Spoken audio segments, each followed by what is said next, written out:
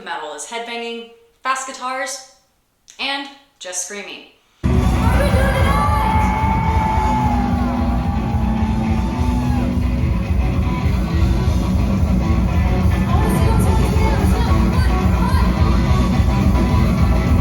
But as an English teacher and metal singer myself, I see something totally different. I see poetry. Metal lyrics often carry the same emotional weight and literary complexity as the classics do.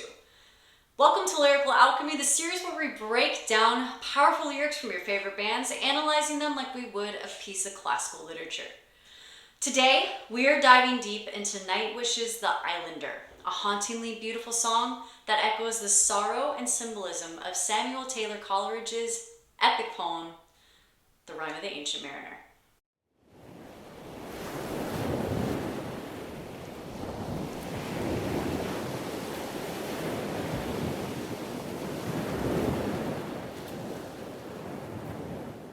The Islander is a beautifully melancholic song that reads like an epic poem within itself, and it tells the story of an old man reflecting on his life at sea, using vivid imagery and rich symbolism.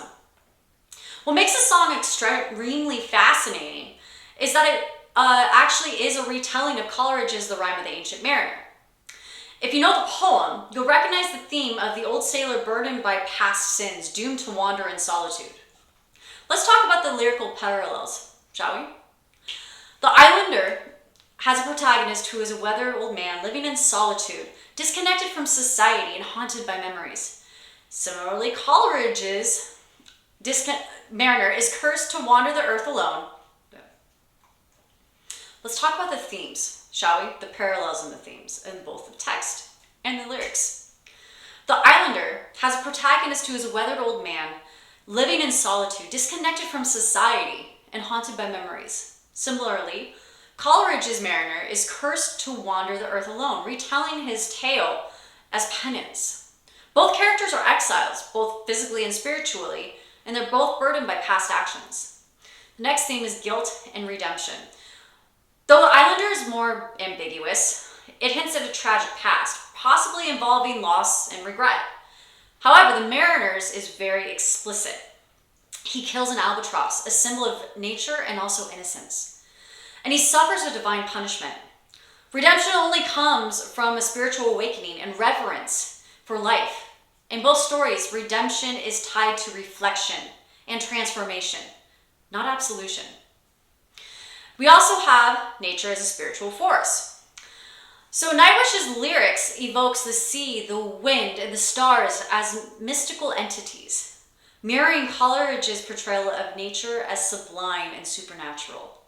The mariner's journey is shaped by storms and spirits and omens, while the Islander's world is shaped by elemental forces that seem to echo his inner turmoil.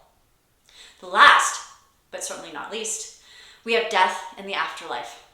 Both works meditate on death, not just physical, but also existential. The Islander is a ghost in the fog, suggesting he may already be dead or spiritually lost. The mariner, too, experiences a kind of living death, surrounded by corpses and cursed to eternal wandering.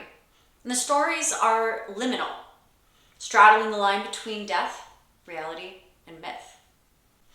All right, I want to dive into The Rime of the Ancient Mariner now. So, Samuel Taylor Coleridge's Rime of the Ancient Mariner is a British romantic poem. And it tells the story about a sailor, the mariner, who recounts a cursed sea voyage to a wedding guest. Now, this story is a frame story, meaning it's a story within a story. So the mariner tells the wedding guest of his cursed tale. The mariner kills an albatross that had been following their ship, and his crew faces dire supernatural consequences. They all die, leaving the mariner alone and tormented. And he follows his torment until he blesses the sea creatures he had previously despised, initiating his spiritual redemption. Eventually he is rescued, but he's doomed to wander the earth, sharing his story as a moral lesson on respecting all of God's creatures. The poem highlights the themes of sin, redemption, and the sanctity of life and nature. The poem itself is complex and has multiple layers of meaning and interpretation. And it was written in the late 18th century, and this narrative poem has been analyzed through many different lenses, including religious, moral, ecological, and existential themes. Lenses. Not themes, lenses. Once again, the themes of this poem are as follows. The respect for nature. That's the most prominent one. The poem's most prominent message is the importance of respecting nature.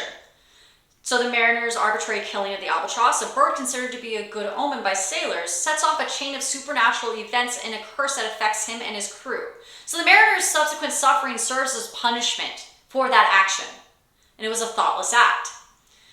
It underscores the idea that nature is powerful and deserves reverence. The next theme is redemption and forgiveness.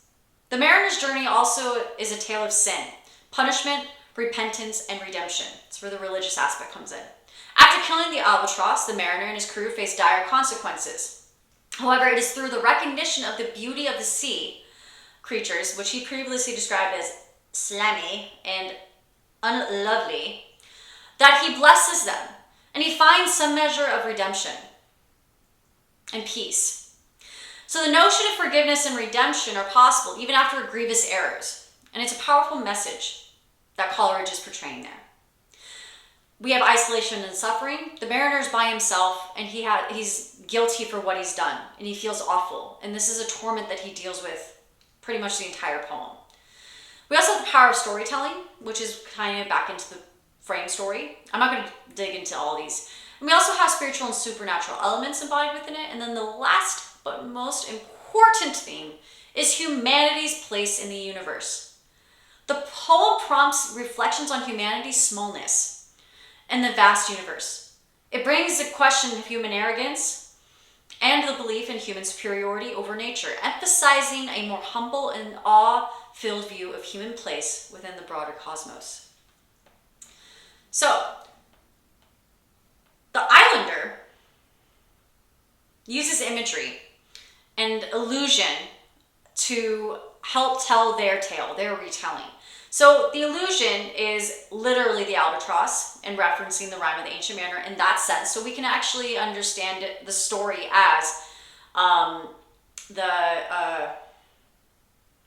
understand that the story is tied to the Rime of the Ancient Mariner. So we also have the allegory of the islander's journey as a metaphor for isolation and regret. So both the mariner and the islander are haunted by their past, and they're isolated from the world, and they're searching for peace. So their stories remind us of the emotional and spiritual toll of guilt and the healing power of storytelling. So the allegory here also is the story that operates on two different levels. So on the surface, it's about a lone sailor, but beneath it, it's about the weight of human regret, isolation, and longing for redemption. Thank you guys for listening today. I hope you guys have an awesome day, and this is Cord Henson, signing off.